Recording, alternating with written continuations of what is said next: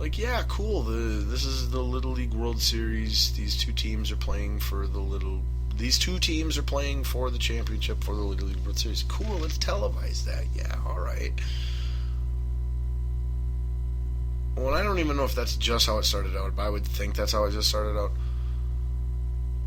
But at some point, and I don't think it took long to get to this point, they were like, hey, let's televise all the games. We'll put them on, ESPN2 or ESPN Alternative or ESPN Alternate, or ESPN Classic or ESPN News. We'll put it on one of the bonus cable ESPN channels. Then we can televise them all. Okay, yeah. Great idea. And then, here now, within the last 2 to 5 years, the attitude seems to be, hey, it's Little League World Series time. So for 2 weeks, or however freaking long that damn tournament lasts, feels like a lifetime. If you are a daily ESPN watcher, as I am, but, hopefully on a good day.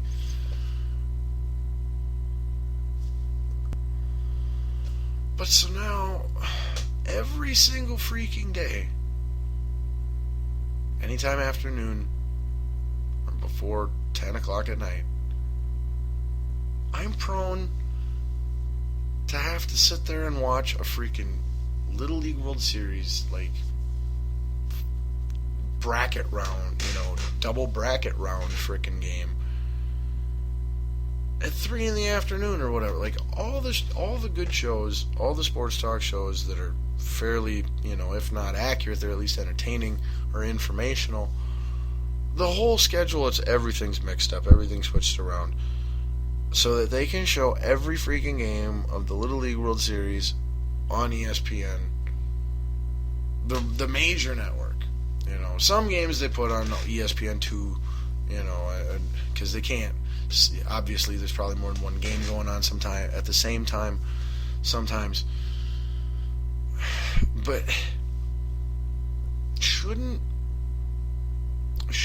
the only game of that tournament that is broadcast on national ESPN television be the actual championship game for the Little League World Series? Like, can't all the other games leading up to the championship, can't those be strictly on ESPN2, ESPN Classic, ESPN Deportes? I mean, ESPN Ocho. I love the Ocho. There's so much good stuff on there. Normally you pay double for that cotton. But that's where all these games belong. All these games do not belong on the major network. Everybody who subscribes to basic cable has this, ESPN channel. And come on, it's one of the only problems and issues real issues and problems that ever come involved into, the Little League World Series, youth baseball, youth sports, things like that, are when the money gets too big. And that's exactly what's going on here. That's why you get all these coaches and teams and stuff that are breaking age rules or have kids on human growth supplements or whatever. They're violating rules to win these tournaments, is because you've created this whole thing, this business around it. And it's supposed to be amateur youth sports. It's not just youth sports. And it's not just amateur sports. It's amateur youth sports. And yet you are covering it like it is professionals. And it's creating this it's changing what the tournament stands for, what it's about, who gets to participate in it. The results,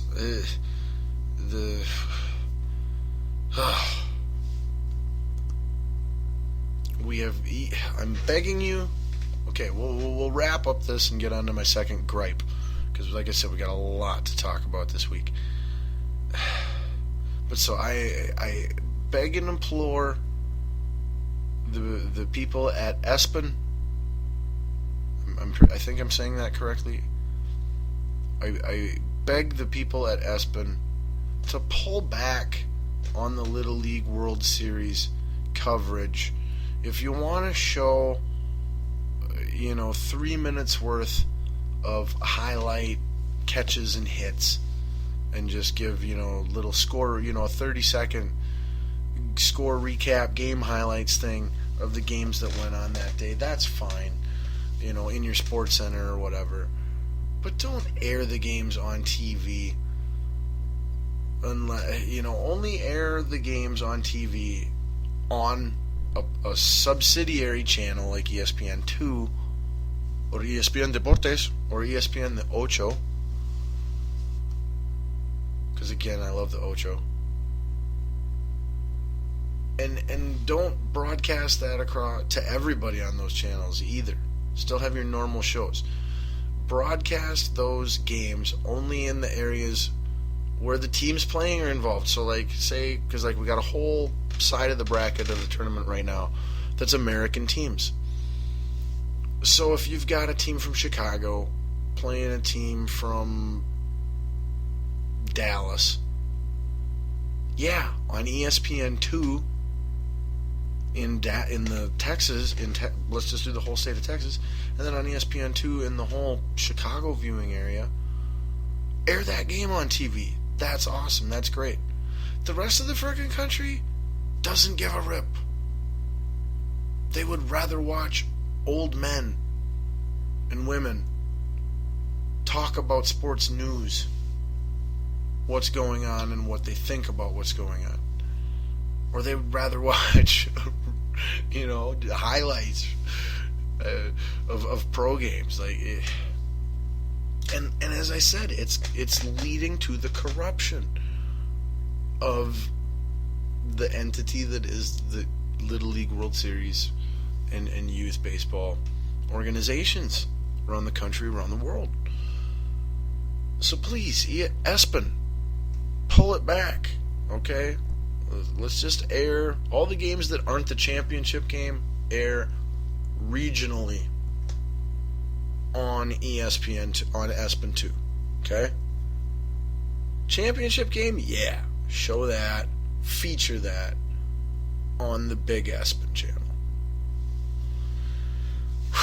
Alright, so there is gripe A regarding the Little League World Series and how I can't stand that I'm forced to have to watch that or nothing sports related on ESPN channels now here for a good solid 2 weeks. Maybe you think I'm just cold-hearted. You're probably right. But maybe you feel my pain and agree with me and you're like, yeah, man, I've never felt like I could say that because it's so, PIC. It's not PC at all, it's PIC. But anyway, I have a second gripe, which is much, much, much worse, and then I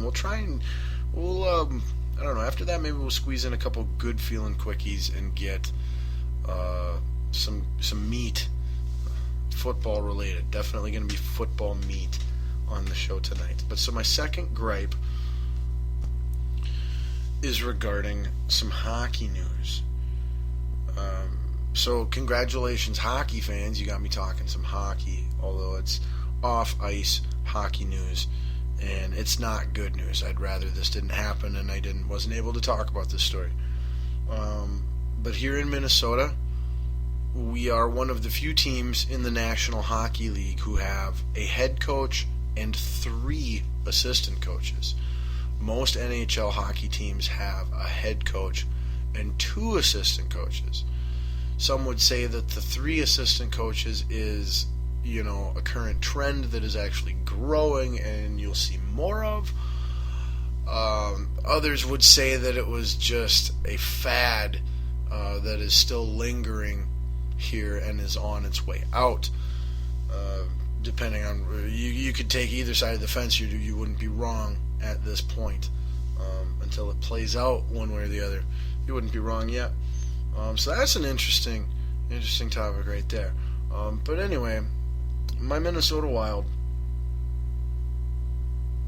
one of our three assistant coaches, this past Thursday, so last week, the night after the show, he probably listened to the show Wednesday night and got extremely depressed that we didn't really talk much about him or his Minnesota Wild or something. I don't know.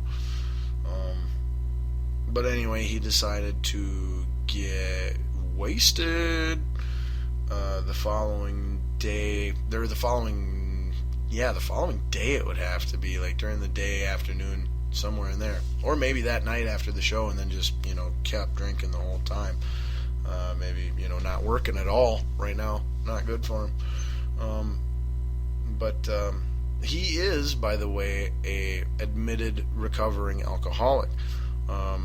His recovery hit a very big road bump, pun intended, somewhat.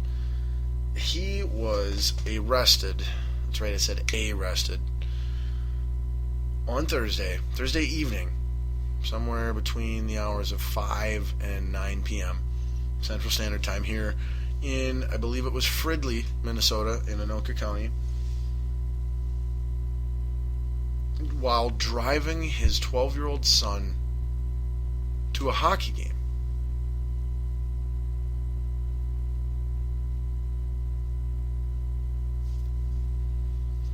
When he got okay, so he's driving his son to the hockey game. He's super wasted, drunk, gets pulled over, arrested. He goes to the Anoka County Jail, and his son has to get a ride to his game from the police officers, who then made arrangements with the coach of his team, so that the coach of his team would be able to get him home following the game. So that's how that played out for his 12-year-old son. Him and his wife have 4 children total.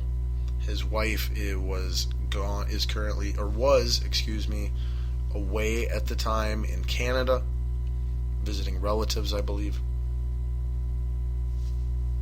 And that Friday, he was released from jail on $12,000 bail. After, when they brought him into the jail, man, sorry about that one. When they brought him into the jail, he had to take the breathalyzer, as all drunk driving people do when arrested for said offense, and he blew a .30, more than 3 times the legal limit. This is, I think, what is most. That combined with the kid, with his son in the vehicle, those two things it's horrible. It's a horrible thing for anyone to do. It's a horrible story, and I feel my heart goes out so much to that 12-year-old boy. I hope with all my heart that it does not too overtly and negatively affect his personal growth and development, what his life is and becomes, and who he is and becomes. It's just a horrible thing to hear about a 12-year-old boy having to go through, and then let alone then when your dad has that kind of job where it ends up as local and national news, and anybody who lives in your neighborhood or goes to your school has probably heard about it and is going to know about it as well. Those are really tough circumstances, and so my thoughts and prayers do go out to him and his siblings and their mother, and also Daryl Sider. Obviously, he's struggling with things in life, and I wish nothing but the best for him. I hope that he is able to successfully enter and complete a program a treatment program of recovery sometime in the very